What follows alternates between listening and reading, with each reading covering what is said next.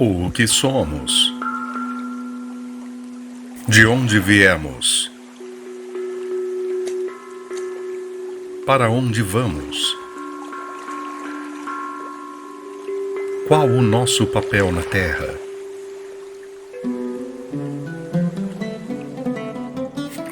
O ser humano, após superar o seu estágio inicial de sobrevivência em uma terra que lhe era hostil, passou a refletir sobre si, os outros, a natureza e os céus. De onde viemos? Para onde vamos? Quem ou o que somos? Qual o nosso papel na Terra? A paz relativa, advinda com o surgimento das sociedades, permitiu que o ser humano procurasse uma explicação para si e para o mundo.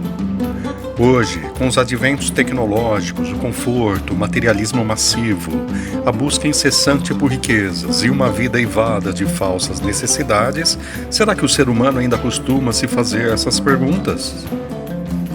Será que ainda persiste a verdadeira religiosidade ou sombreia no ser humano a falsa percepção de que uma religião ou um sistema que lhe promete riqueza e bem-estar lhe basta? Vemos crescentes as palestras sobre dinheiro, como lidar com ele e as promessas de uma vida próspera em troca de dízimos, em diversas vertentes denominadas espiritualistas e igrejas espalhadas pelo Brasil e pelo mundo. A falsa percepção de que o dinheiro é o sustentáculo do ser humano nos tornou servos dele. Vivemos em função dele, como se fôssemos servos de uma abstração que essencialmente nos corrompe.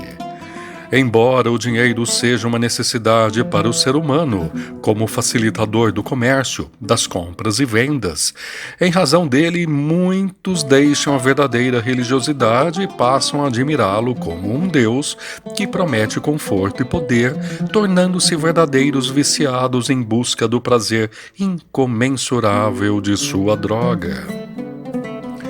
Muitas religiões que deveriam pregar o amor ao prometerem conforto e poder incutem nas pessoas uma certa dependência ao dinheiro, afastando-as de valores essencialmente espiritualistas e religiosos, como a compaixão, a solidariedade e o amor fraterno por si e pelo próximo.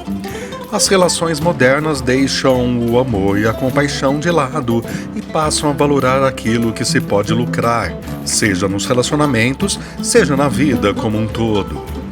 Não olhamos mais os mendigos, os drogaditos e os necessitados de toda ordem com a compaixão necessária, mas como se fosse o contrário de tudo que o Senhor Dinheiro representa.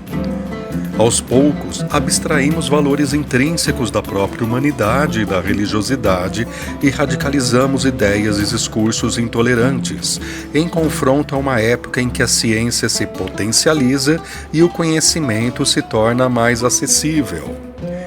A dicotomia vivenciada deveria potencializar a preocupação com quem ou o que somos, de onde viemos, para onde vamos e qual o nosso papel na Terra. Mas não. A sedução trazida pelo conforto e poder do capital e do materialismo nos levam a uma cegueira e abismo morais, tratando o dinheiro como um Deus a ser venerado. Esse abismo nos faz descobrir o que há de pior em nós, e isso não deixa de ser revelador. A matança de animais, a crueldade com outros tipos de vida, a caça, a poluição e a pouca importância aos efeitos nocivos causados pela forma de vida atual à natureza também revelam o descaso do ser humano com a Mãe Terra que o acolhe. A crueldade do ser humano, então, passa a se revelar. Escravidão, carnificinas, guerras, ódio, preconceito, intolerância e busca desenfreada por poder revelam como a humanidade pouco importa aos seres humanos corrompidos e como pouco aprendemos com os ensinamentos trazidos pelos antigos em suas fés e escritos. Enquanto alguns buscam conforto de prédios luxuosos de consumo ou de falsos profetas, repletos de muros para barrar o poder divino e os próprios humanos destituídos do poder material do consumo, outros buscam o autoconhecimento, seja pela fé, seja pela meditação, seja pela leitura, buscando assim a revelação. O lado perverso do humano torna-se evidente a muitos e o transforma.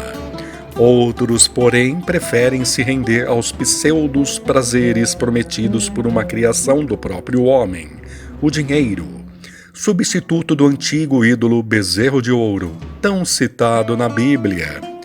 Esses fiéis podem frequentar igrejas, ter discursos moralistas, mas de qualquer modo resta evidente que lhes falta a verdadeira fé e a crença nos ensinamentos trazidos pelas antigas religiões.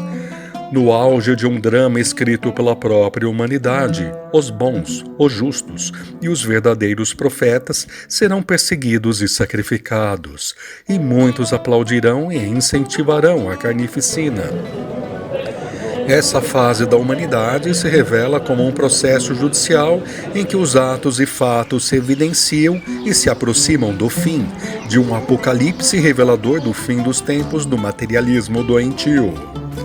Aos que forem condenados na fase precedente, restará vivenciar as trevas por eles criadas. Aos demais, homens de verdadeira compaixão, advirá a luz e a verdade, libertadoras e reveladoras.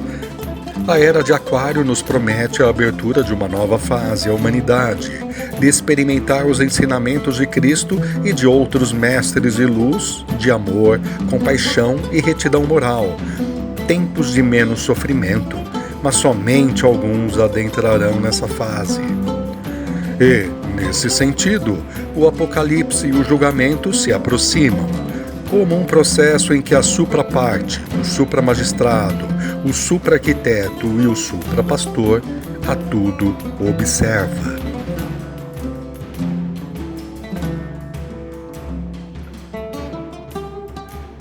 Espiritualidade, o eu e o universo.